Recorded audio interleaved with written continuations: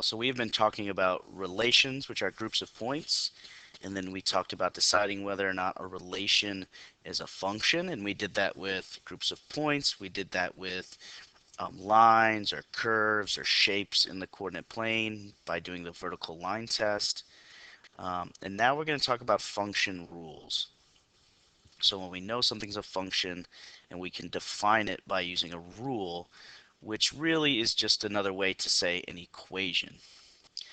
So in this first thing I say here, uh, I'm telling you what the function rule is. And so basically we want to write an equation that describes that function rule. This word input is what we call x. And then we're going to have an output that is y. And so we're going to start our function rule with y equals. This is our output. We're going to put numbers in for x, and it's going to tell us what y is. So we want to multiply our input by -2, so that's -2 times x. And then we want to add 3 plus 3, so we get this equation, also called a function rule. Any number we put in for x here, we can get a number for y. So let's create a table, which we've done before. And I'm just going to pick a few numbers for x. 4 is good enough. Then I'm going to use my function rule, and I'm going to plug in, so I know what I'm doing here. So plug in every x value. And then I'm going to simplify each of these, and it'll tell me what y is equal to, the output. So here's my input. Here's me plugging it into the function rule. And then I'm going to get some outputs for y. So -2 times 0 plus 3 is 3.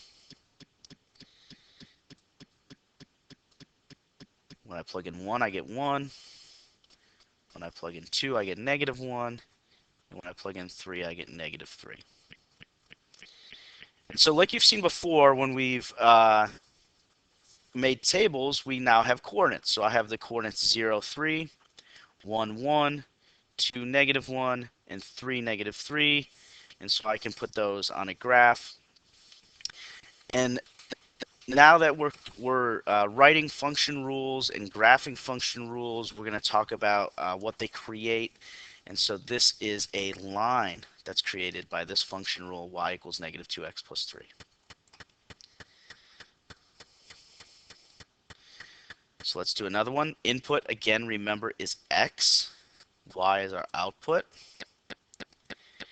So we want to multiply x by 3 and then subtract 4. And so that's what our function rule is going to look like. I'm going to create a table of values. It doesn't matter what values I pick for x. I'm just going to stick to 0, 1, 2, and 3. I'm going to show that I plug in my input for x into the function rule every time. So I'm plugging in 0, 1, 2, and 3. And then I'm going to get an output. I'm going to get a y for each of them.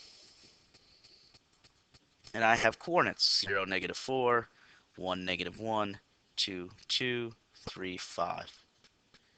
And so when I graph those, again, I get a straight line.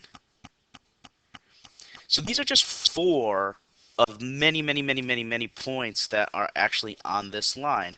Any number that I plug in for x for this function rule is going to give me a y, and that xy will end up on this line. So any value I would plug in, I'll get a y, and then I'll have an xy that ends up on this line.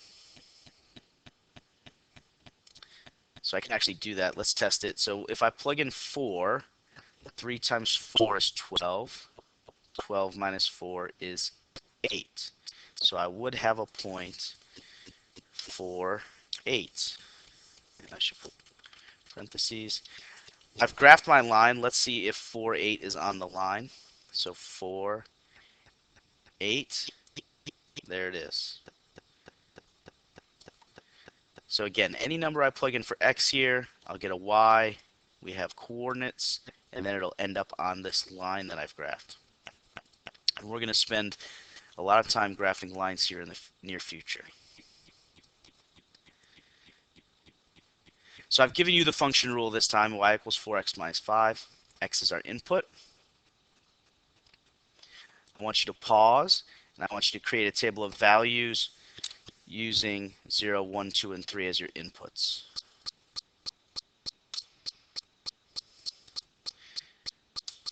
So I've created a column for my 4x minus 5, that function rule where I show plugging in all of the inputs, all of the x's.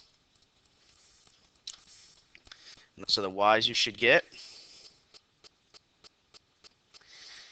And then we can graph that, and again, it'll look like a line. Whenever you graph a line, you should always make it straight, and you should always put arrows on the end.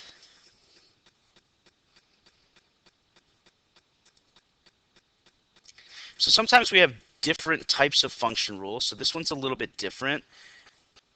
I have a second power. That means whatever is my input, I multiply it by itself. I square it. So I'm going to choose some different values here just to illustrate a point here. So I'm going to do -2, -1, 1, and 2. I'm going to plug all of those into x squared plus 1. Again, when I square a number, I multiply it by itself. So -2 squared is -2 times -2. And -2 times -2 is +4. 4 plus 1 is 5. Again, -1 times -1 is +1, plus 1 is 2. And so on and so forth. I get these 4 points, and it ends up looking like this.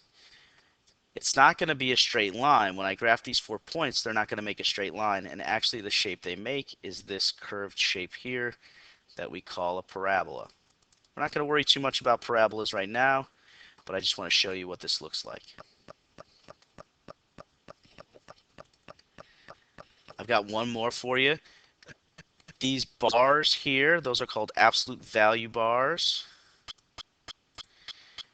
I've heard someone tell me that they call this the happy house. Everything that goes in to an absolute value comes out positive. So any number I plug in for my input, if it's positive or negative, the result is going to be positive. So I'm going to use those 4 values I just used for the x squared. And I'm going to show myself plugging them all in, putting all my inputs into the function rule. So any of these numbers that are in the absolute value bars, all that's going to happen to that number is it's going to become positive. So if it was negative, it turns into a positive. If it was a positive to begin with, then it stays positive. So the absolute value of -2 is 2. 2 plus 1 is 3. The absolute value of -1 is 1. 1 plus 1 is 2. All right, we're not changing signs here. We're just making sure it's positive. So the absolute value of +1 is just +1. So it stays the same. Add it to 1 and get 2. And so I get these 4 points. And this time, again, I don't have a straight line. But this time I don't have a curve. What I end up with is this V shape. And so I want to go back quickly to all of these function rules that we've graphed. And I want to show you that they do in fact pass the vertical line test. So we talked about the vertical line test. I'm never going to touch this line more than once. Never going to touch this line more than once. Let me show you with the curve.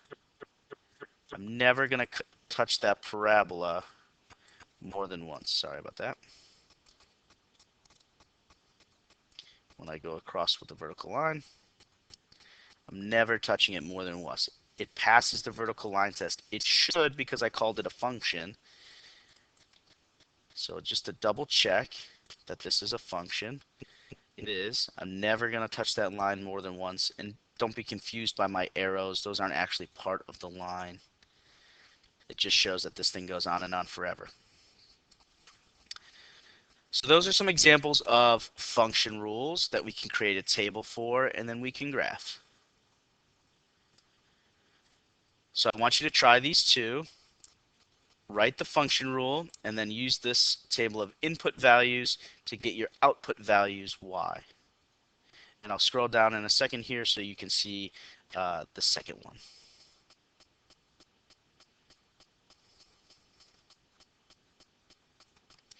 So when you're done with these two, bring your notes to me, show me that you've done all of them, show me that you've done these, and I'll check them, and then you're done.